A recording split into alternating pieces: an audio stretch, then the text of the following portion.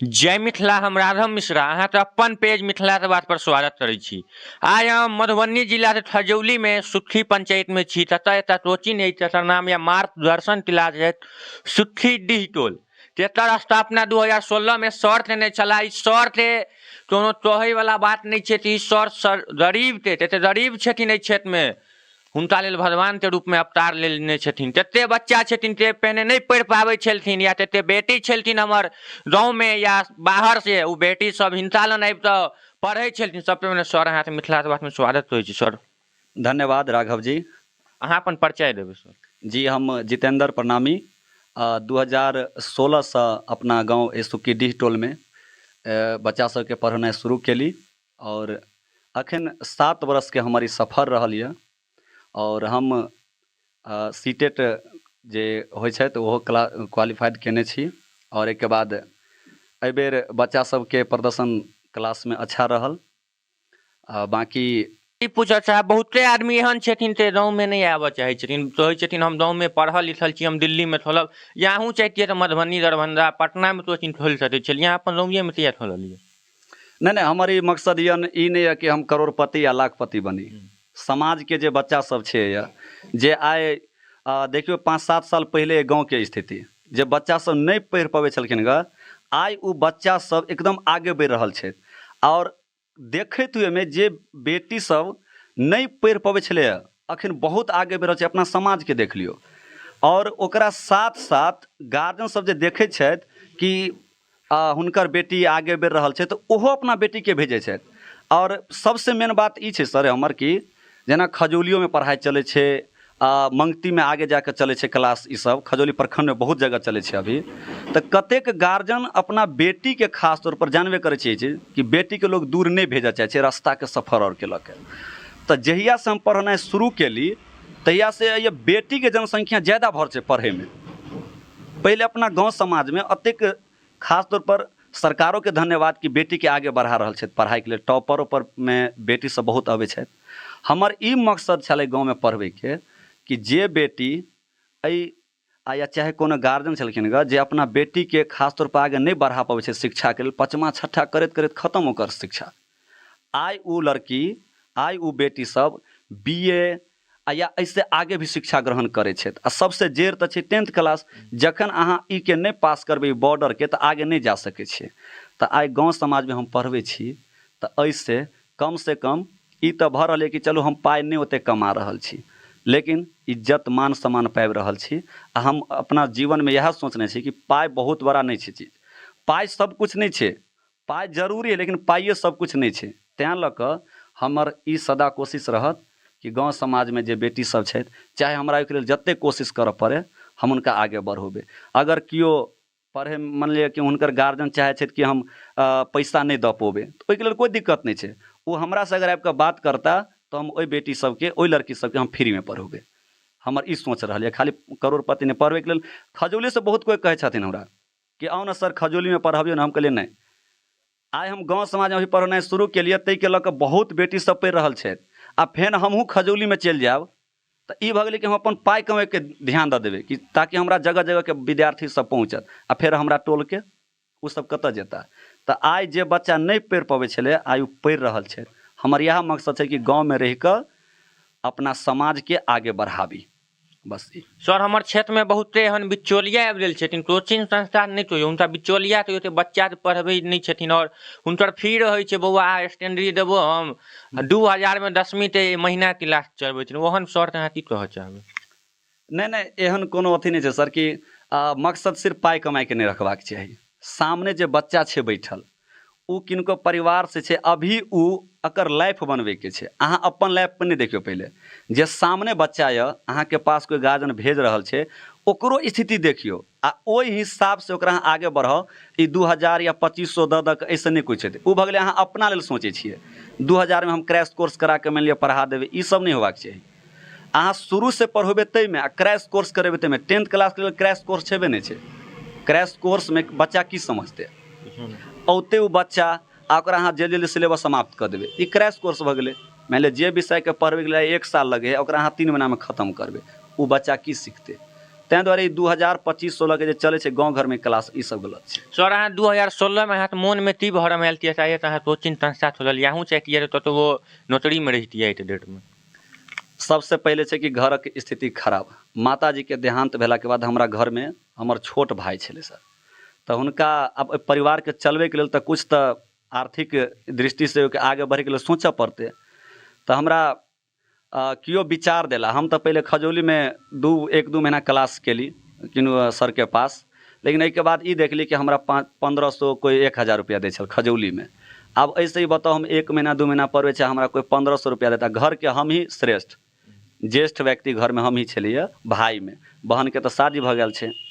तऽ घर चलबैके लेल तऽ कुछ सोचबै, तऽ ई सोचलियै कि कमसँ कम गाँव समाजके कल्याणो ऐसे हेतै आ हमरो घर चलत ऐसे। एहिके देखैत हुएमे हम माताजीके देहांतके बाद से हम अपन परिवारके लेल खास तौर पर कि अपन परिवारो ऐसे चलत आ समाजके जे आइ बिछड़ल छै बच्चा सब जे नहि पढ़ि पाबि रहल, हम देखै छलियै समाजके स्थिति कि बच्चा सब खेल कूदमे ज़्यादा, खेलो कूद जरूरी छै लेकिन पढ़ाइके प्रति एकोटाके ध्यान नहीं सही से। तऽ हम ई पहले संकल्प लेली कि अपन परिवार तऽ चलबे करतै से, साथ ही साथ जे हमारा समाज के जे बच्चा सब एम्हर ओम्हर भटक रहल छथि, लगातार देखियो 2016 से अभी 2023 तक में अपना प्रखंड में अहाँ कतौ जाके देखियो ना, सुक्की पंचायत के नाम शिक्षा के मामला में काफी आगे छे। ई सिर्फ हमरे लऽ कऽ नहीं, आइ बहुत एहन एहन शिक्षक छथि अभी अपना समाज में जे इस शिक्षा के बहुत आगे लऽ जा रहल छथि आ साथ ही साथ बहुत समाज के लोगों के योगदान छै एहिमे। तऽ हमर ई स्थिति छल जे हिसाब से हम ओहिसँ उबरैके लेल 2016 में 2016 में ही जनवरी में हमर माताजी के देहांत भऽ गेल। हम 1 फरवरी से क्लास के शुरुआती केलियै। शुरू में कते बच्चा थे सर चालू तऽ नहीं छलै, ओहिमे सफल कते बच्चा भेल? शुरू में 27 बच्चा रहे 10मा में, ओहि 27 छात्र छात्रा में से 25 गो बच्चा सफल भेल रहे, जाहिमे मात्र 3 गो फर्स्ट रहे केने। तऽ ओहि घर में तऽ अपने आप में हमरा ई बुझायल कि अभी हम शुरुआती केने छी आ साथ ही साथ ओहिमे उ बच्चा सब रहे घर के आसपास के जे बच्चा 9th क्लास तक कोचिंगो के दर्शन नहीं केने।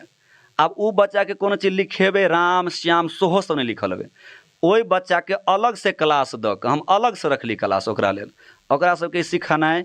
आ अब उ बच्चा सब जाके देखियो ओहि घड़ी में एग्जाम कनी कठिन छलै अभी के हिसाब से, अभी तो वस्तुनिष्ठ ऑब्जेक्टिव क्वेश्चन सब चल रहल छै, ओहि घड़ी में से नहीं रहे। लेकिन ओहिके बावजूद भी बहुत बच्चा सेकेंड डिवीजन, मात्र 3 गो फर्स्ट केने रहे ओहि टाइम में, सेकेंड डिवीजन से पास भेल। तऽ एहि तरह से हमरा अभी देखियो लगातार प्रदर्शन बढ़ि रहल छै और हमरो खुशी आ समाजो के खुशी सबके मिल रहल छै। और अहाँ सब अहाँ के इस साल में कते बच्चा छला, कते बच्चा सफल भेल और हाईएस्ट नंबर कते अहाँ कोचिंग संस्था? जी हमरा पास एहि बेर 37 गो बच्चा, 37 गो छात्र और छात्रा छल, जाहिमे से 34 गो बच्चा सफल है, जाहिमे 23 गो बच्चा फर्स्ट, 8 गो सेकेंड और 3टा थर्ड छै, 3 गो असफल भऽ गेल। सर बहुत से बच्चा के एहि बेर 10वीं में एलथिन और 24 में परीक्षा देथिन, हुनका हेती हमर चैनल के माध्यम से संदेश देबऽ चाहबै? कहब कि सबसे पहिल बात तऽ ये है कि अभी जे हिसाब से एग्जाम के पैटर्न चल रहल छै, वस्तुनिष्ठ ऑब्जेक्टिव क्वेश्चन 50% भऽ चुकल छै। तऽ NCERT बुक अहाँ कतौ भी पढ़ै छी, ई नहीं कि हमरे पास पढ़ू, आ हम कोचिंग के प्रचार के लेल नहीं दऽ रहल छी चीज बैठ, हम जहिया अहाँ पढ़ै छी ओहिया पढ़ू, साथ ही साथ सर के तो मार्गदर्शन रहबे करता। कुछ अगर चाहे छी और बढ़िया करू तऽ अपनो आप के हम की करू और जे अलग से कि हमरा मतलब मार्क्स बढ़िया मिले, और साथ ही साथ मार्क्स से जरूरी नहीं छै, हमरा नॉलेजो बढ़बाक चाही। ओहिके लेल NCERT बुक के जे छै ओहिके अध्ययन करू, और जे प्रीवियस ईयर क्वेश्चन सब छै पिछला 10 साल के क्वेश्चन 2011 से लऽ कऽ आब तऽ 2023 तक में 12-13 साल के क्वेश्चन भऽ गेलै, अहाँ प्रीवियस ईयर पर ज्यादा ध्यान दऽ के आगे बढ़े के कोशिश करू। सर अहाँ ऑफलाइन में रहबै कि ऑनलाइन में एबै? नहीं, ऑनलाइन में अबै के लेल सेटअप ओकर बहुत चाही, ओ जो सुविधा अभी नहीं भऽ पौते अपना पास, तऽ ताहि दुआरे हम ऑफलाइन सुविधा में रहै छी। किया तऽ ओहिके लेल चाही कैमरा प्लस में डिजिटल बोर्ड वगैरह, ई सब सुविधा नहीं भऽ पौते।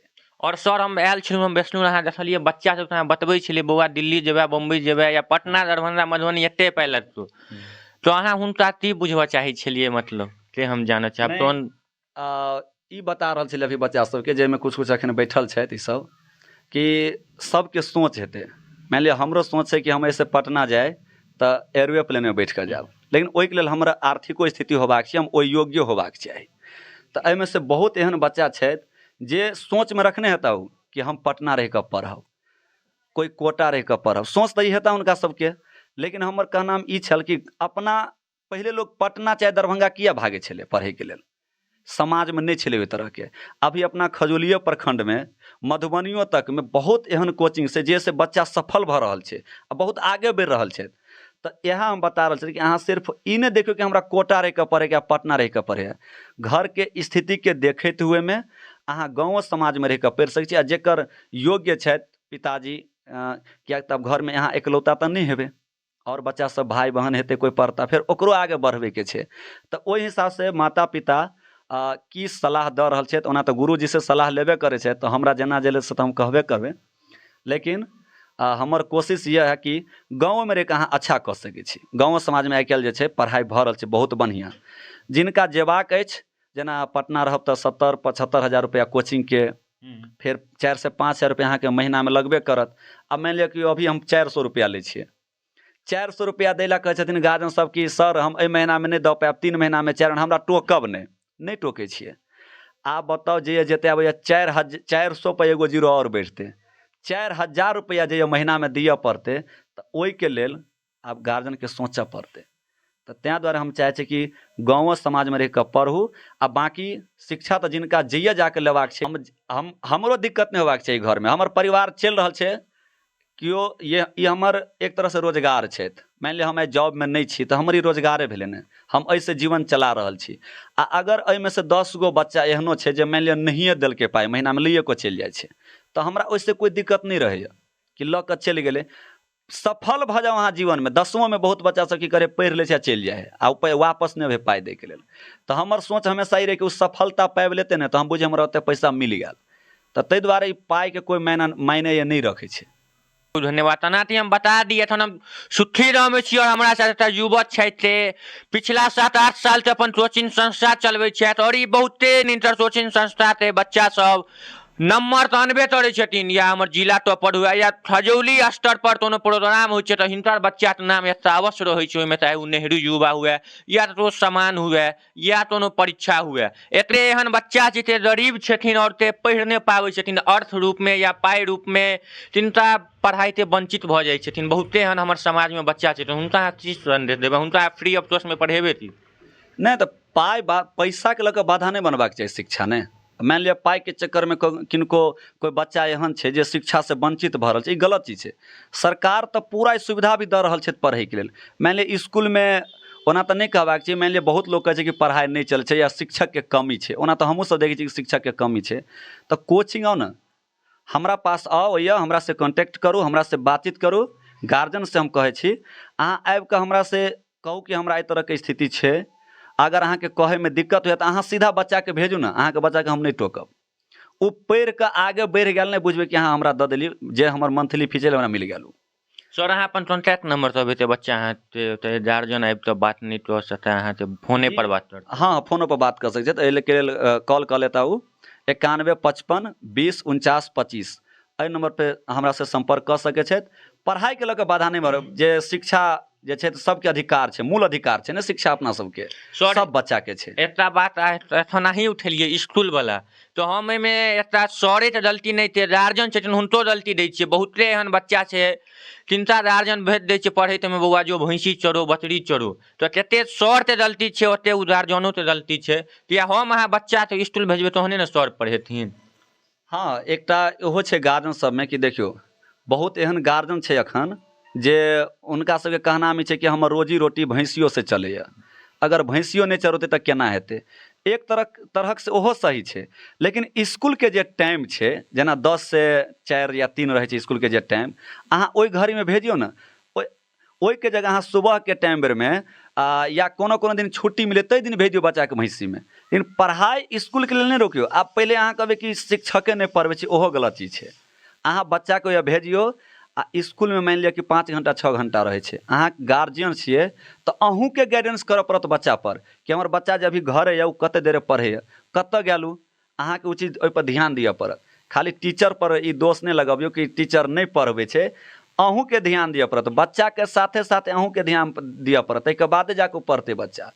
सिर्फ शिक्षकके दोष नहि छै। सर अहाँ हाईएस्ट बच्चाके आयल छथि, हुनकर परिचय तनि देबै? जी, ई मोहम्मद जैस, हिनकर पिताजी छथि जे अभी दर्जीके काम करै छथि। हमरा पूरा विश्वास छल आ कोशिशो बहुत केला, बहुत कोशिश केला जे टॉप 10 में अबैके लेल, लेकिन 454 अंक लाबि कऽ अपना खजौली समाजमे एकटा जे स्कोर होबाक चाही, जे अंक होबाक चाही, सम्मानितके लेल मिलल। और सिर्फ अंक जे छै ने सर, ई कोनो इनका पढ़ाइमे या आगेके लाइफमे बढ़ैके बाधा नहि बनि सकै छै। टॉप 10 में नहीं अयलासँ ई नहि कि हिनकर आब आगेके लाइफ जे छै ओ खत्म भऽ गेला, ओ आगे एहिसँ बहुत बढ़ता। हिनकर पिताजी दर्जीके काम करै छथि अपने ही चौक पर, और ई लड़का जखन ओ पढ़ैके लेल अबै छला, हुनकर मतलब ई देखली कि एक ड्रेसमे, जे ड्रेसमे अभी है, ओ 9वां से पढ़नाइ शुरू केने छै, एही तो ड्रेसमे 8वां से हमरा पास पढ़ि रहल छै। लेकिन हम ई जे कपड़ा औरमे जे छै ने, कनि ओना तऽ देखबाक नहि छै कपड़ा और पर, लेकिन टीचरके नज़रमे जे कोनो चीज छुपि नहि सकै छै। एके तरहके ड्रेसमे रेगुलर एनाइ, चप्पल, बिना चप्पलके अभीके युगमे कहियो तऽ कोनो बच्चाके जायके लेल अपना घरसँ दूसरो द्वार पर बिना चप्पलके शर्म होइ छै पहिले, लेकिन ई कोचिंग ओ बिना चप्पलके कतेक दिन देखली जे कऽ लेलकै। और हमरा बहुत ही ज़्यादा गर्व भऽ रहल यऽ अपन एहि छात्र पर कि अपना इस समाज के साथ ही साथ हमरा ई जे कोचिंग छथि मार्गदर्शन क्लासेस, ओकरो मान सम्मान बढ़ौलक। बहुत बहुत धन्यवाद दै छियै मोहम्मद जायस के। बहुत बहुत धन्यवाद सर। अहाँके तेनाहिते हमरा तऽ ई बच्चा छथि और हाईएस्ट कोचिंग हमरा बुझाइए सुखी पंचायतमे हिनके सबसँ ज्यादा नंबर हेतै हमरा हिसाबे। सबसँ पहिने बौआ अहाँके मिथिला बातमे स्वागत करै छी, अहाँ अपन नाम कहबै। हमर नाम मोहम्मद जायस अछि। अहाँके एहि बेर बिहार बोर्डमे कतेक नंबर आयल? हम बिहार बोर्डमे के 454 नंबर आया। अहाँके ई नंबर 454 आयल, ओहिसँ अहाँ संतुष्ट छियै कि असंतुष्ट छियै? संतुष्ट छी, लेकिन मैथिलीमे नंबर काटने अछि। हम अहाँके ई पूछऽ चाहब, अहाँ 454 नंबर छै, अहाँ अपन सरेना किनका दै छियै? हमर अम्मी अब्बू आ सर पढ़ने छलै, इनका दैत छथिन। अहाँ तऽ हम ई पूछऽ चाहब, भविष्यमे अहाँ की करऽ चाहबै? हम भविष्यमे इंजीनियर बनल छथिन। इंजीनियरे किया बनबै? और जो हम एकटा लड़का लग काल्हिओ गेल छलहुँ, सब इंजीनियरे एहि बेर बनऽ चाहतै। तऽ ई और क्षेत्र, डॉक्टर भेलै या तऽ सर पढ़बै छथि, ओहि क्षेत्रमे आबै लए रुचि नहि यऽ? हमर सपना अछि जे हम IIT इंजीनियर कऽ के बच्चा तो इंजीनियर बनता, और ये बच्चा से 454 नंबर एले, और 454 नंबर तो कम भारी बात नहीं छै। और सर तना हमरा बतेला ई बच्चा एकटा ड्रेस में और बिना चप्पल से आबै छलखिन पढ़ै के लेल। आइ के डेट में एहन कोनो संस्था नहीं हेतै ताहिमे बच्चा बिना चप्पल से जाते तऽ पढ़ै के लेल। हिनका से हम हिनकर पितोजी तो बहुत बढ़िया परिचित छियै। और आर्थिक स्थिति सर से सबसे बढ़िया बात हम बुझलियै, पाइ रहे या नहीं रहे, तू पढ़े ला, तोरा पढ़वे ला हम नहीं पढ़ेबो तहन ना तोरा किछो कहबो। तो आई के डेट में सबसे बड़का हमर समस्या है पूरा खजौली ने, पूरा जिला ने, पूरा बिहार में एता मनी पावर भऽ गेलै। और बिजनेस सर आई के डेट में एते बहुते छथिन तऽ बिजनेस बना लेलखिन, और ओहि दुआरे कि गरीब बच्चा रहै छथिन पढ़ि नहीं पाबै छथिन। नहीं, बिजनेस, शिक्षा कोनो बिजनेस नहीं होबाक चाही। शिक्षा तो छै ज्ञान के विस्तार करके, अहाँ जते ज्ञान के प्रसार करबै ओतेक अपनो ज्ञान बढ़त। जेना हमरे छै, हम पढ़नाइ शुरू केलिए तहिया से अपनो पढ़ाई के स्तर कनि ऊँच भेलै, एहि लऽ कऽ ओहि चीज से जुड़ल छी। शिक्षा कोनो बिजनेस नहीं होबाक चाही। शिक्षा एगो माध्यम छै, आ एहि माध्यम से अहाँ समाज के आगे बढ़ा रहल छै, ना कि शिक्षा से अहाँ बिजनेस के जोड़बै, है ना। अभी के युग में हालांकि ज़्यादातर लोग, मान लिअ कोई छै जिनका कोनो सवालो, अगर बहुत एहन शिक्षक छै एखन समाज में जे ओहि चीज सबके जानकारी नहीं रखने छै, लेकिन पढ़बै छथि एहि लऽ कऽ कि ओहिसँ चाहै छथि कि हमर ई रोजगार बनल यऽ। तऽ हम ओहि शिक्षक सबसे ई चाहब कि ठीक छै, अहाँके ओ चीज नहीं अबैया तऽ ओहिके प्रति अहाँ मेहनत कऽ लिअ पहिले, आ एहिके बाद बच्चामे शिक्षा दियौ। बहुत एहनो समाजमे सब छथि। आ मानि लिअ कि हमरा पास अबै छै 8वां में पढ़ैके लेल, ओ बच्चा सब 7वां से हम पढ़बै छियै, कते 7वां में अबै छै, तऽ ओ बच्चाके अभी कुछ लिखल नहीं होइ छै। आ बताओ, जे जड़ बनाबैके समय छै, जे बच्चा जे रखल छै अभी पढ़ै छलै बचपन से, पहला से 7 तक आयल हेतै पढ़ि कऽ, अबे तऽ आखिर ओहि की कारण छै, ओहि बच्चा पर किया के नहीं अहाँ ध्यान दऽ रहल छै? अभी लिखनाइ पढ़नाइ सीखते, ताहिके बादे ने 7 क्लास से ओकरा 7 क्लास अभी के युग में 7वां क्लास के जे बच्चा बुझात, अभी कुछ कुछ एहन बच्चा देखैत हेबै कि न्यूज वगैरह पर तीसरे क्लास में छै, वो पूरा दुनिया के जानकारी रखे छै। लेकिन 7 तक जे पढ़ि कऽ अबैया हमरा पास बच्चा सब 8 में, तो ओकरा कोनो चीज राम श्याम घनश्याम कुछो लिखबै लिखल नहीं अबै छै। तो हम ओहि शिक्षक से चाहबै कि अहाँके पास जे बच्चा सब अभी यऽ ओकर जड़ बनबैके छै, अहाँ ओकरा ओहि पर ध्यान दियौ। अहाँके सिलेबस से नहीं मतलब रखेके यऽ। मानि लिअ 4था के बच्चा छै, 5वां के बच्चा छै, आ ओकरा अहाँ सिलेबस पर ध्यान देबै नहीं, ओकर जड़ि मजबूत करे पर अहाँ ओहिमे ध्यान दियौ। खाद पानि देबै तहने ने ओ फूले। तभिए नहीं हेतै। तें दुआरे हम चाहब कि कम से कम जे बेसिक शिक्षा छै 1 to 5 के जे शिक्षा छै खास तौर पर 1 से 5 तक ओ मजबूत होबाक चाही। जखन ई मजबूत भऽ जेतै तऽ हम 7 से पढ़बै छियै तऽ ओहि बच्चाके हम और आगे लऽ जेबै। तें दुआरे सबसे मेन जेकर योगदान होइ छै ओ पहला से लेकर जे 5वां तक पढ़बै छै तऽ ओहि शिक्षकके हुनका गुण कभी नहीं भूलबाक चाही। हुनक जे सम्मान छै सब दिन दिलमे बैठा कऽ रखबाक चाही विद्यार्थीके, किया तऽ ओतहि से हुनका शुरुआती भऽ रहल छै जीवनके। सर ई बात पर एकटा बात हमरा याद पड़ि गेल। तहिया हम 8वीं में पढ़ै छलहुँ मिडिल स्कूल खजौलीमे। ओहिजा एकटा सर छला अरविंद सर। ओ कहलखिन बौआ ते पुछबै ते पूछ, हमरा आइ नहीं हेतौ तऽ काल्हि तोरा हम बतेबो, लेकिन पूछनाइ नहीं छोड़िए। जी जी। और अहाँ ते एकटा बात और हम पूछऽ चाहब कि अहाँ ते आसपास में भाई छथि ते 24 में परीक्षा देता हूँ, तो अहाँ की कहऽ चाहबनि तेना पढ़ता? हम चाहे से मेहनत खूब करे और सेल्फ स्टडी सबसे अच्छा होता है, और मेहनत करके आगे बढ़ने की कोशिश करें। अहाँ ते पढ़े थे समयचर्या की छलै?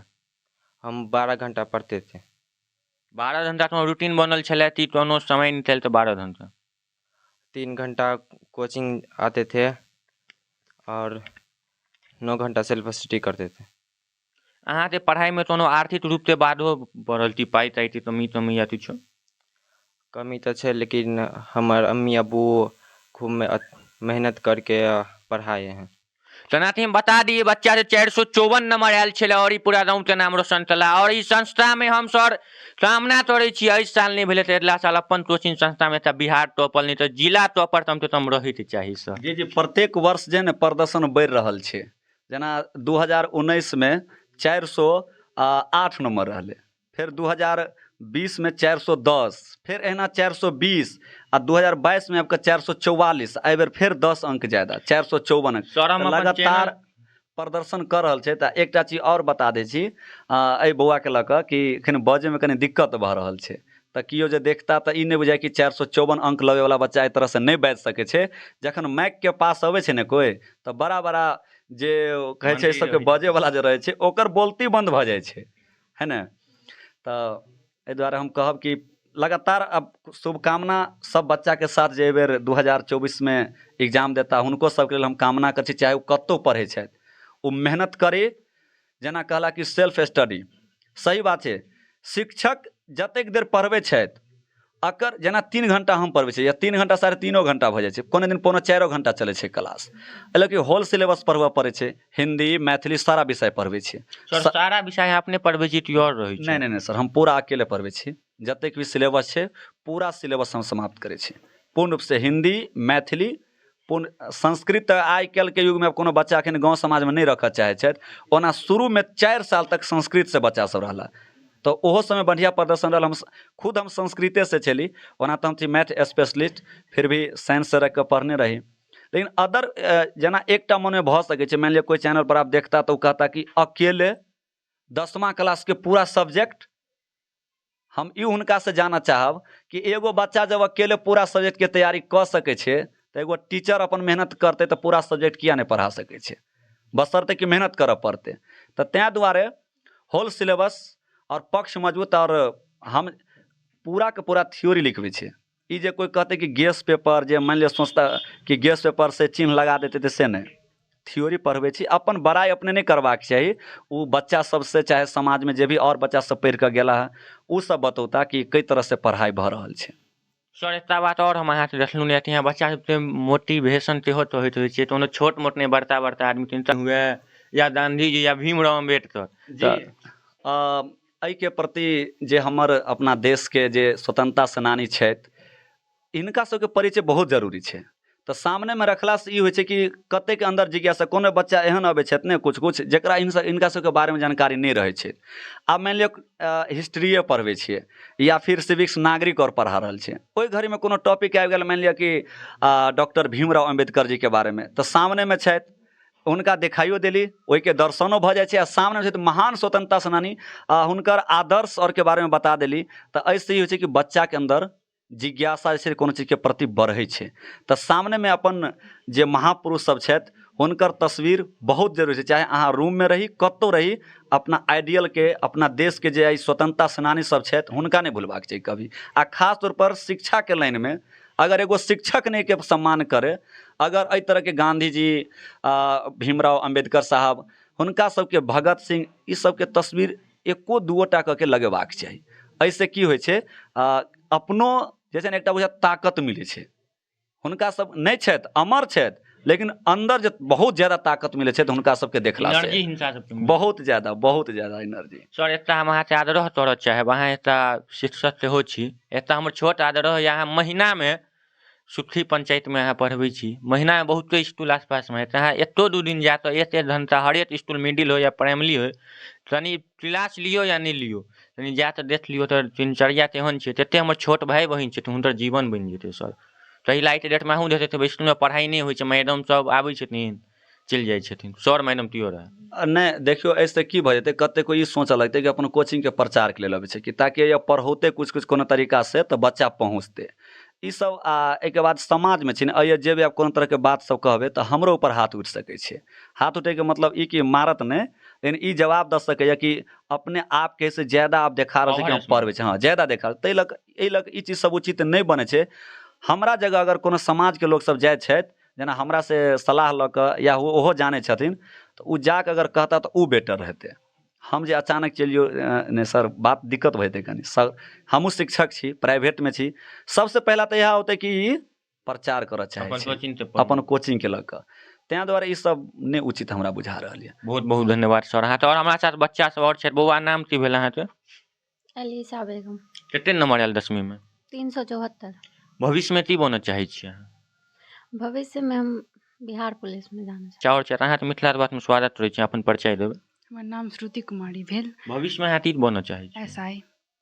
एसआई बनऽ चाहै छियै, ओकर सिलेबस किछो होइ छै। अहाँ पहिने हम ई पूछऽ चाहब, अहाँ इंटर तक कोन सब्जेक्ट राखि करबै? हम साइंस राखि कऽ करबै। अपन खजौली, मधुबनी या पटना या बिहार से बाहर रहि कऽ पढ़बै? नहीं, हम खजौली में पढ़बै एखन, गामे में। बहुत बहुत। अंजलि कुमारी। कते नंबर आयल 10वीं में? 361। ई 361 नंबर से अहाँ श्रेय किनका दऽ रहल छियै? सर को और मेरे मम्मी पापा को। भविष्य में अहाँ की बनबै? बीपीएससी क्रैक करना है। तो इंटर में की राखि कऽ पढ़बै अहाँ? साइंस। साइंस में मैथ या बायो अहाँके? अपन नाम भेल आरती कुमारी। कते नंबर आयल अहाँके एहि बेर 10वीं में? 370। भविष्य में की बनऽ चाहै छियै अहाँ? हम टीचिंग लाइन में जाना चाहते हैं। टीचिंग लाइन में तऽ आज बहुते आदमी एतऽ छलथिन तऽ कहै छलथिन हम आईएएस बनब, तियो बिहार पुलिस, तियो यूपीएससी, अहाँ तियो इंजीनियर कहला, अहाँ टीचिंग लाइन में किया जेबै? किएक तऽ गाँव के बच्चा बहुत अछि जे स्कूल में नहीं पढ़े अबै छै। हमर मान्यता अछि कि हम गाँव स्कूल में रह कऽ गाँव के बच्चा के अच्छा से पढ़ाबे, अपना बच्चा समझ कऽ, भाई बहन समझ कऽ। साइंस रह के साइंस में कथी रखबै? मैथ्स। की भेल? नाम भट्ट कुमार गोइट भेल। कते नंबर आयल अहाँके? 373 अछि। ई नंबर के श्रेय अहाँ किनका दऽ रहल छियै? से टीचर को, माता पिता को। अपन नंबर से संतुष्ट छियै कि अहाँ चैलेंज करबै? संतुष्ट अछि। भारत के राष्ट्रपति के छै। बौआ अहाँके नाम की भेल? सचिन कुमार। 10वीं में कते नंबर आयल? 304। नंबर से संतुष्ट छियै कि चैलेंज करबै? संतुष्ट छै। सर पढ़बै छलै तऽ पढ़ाइ सर के समझ में आबै छलै कि नहीं आबै छलै? आबै छलै। सर के पढ़बै के स्टाइल केहन छलै? बढ़िया छै। सर की सब पढ़बै छलै 10वीं में? कोन इंग्लिश, हिंदी। की भेल? नाम श्रवण कुमार यादव है। 10वीं में कते नंबर आयल? 333।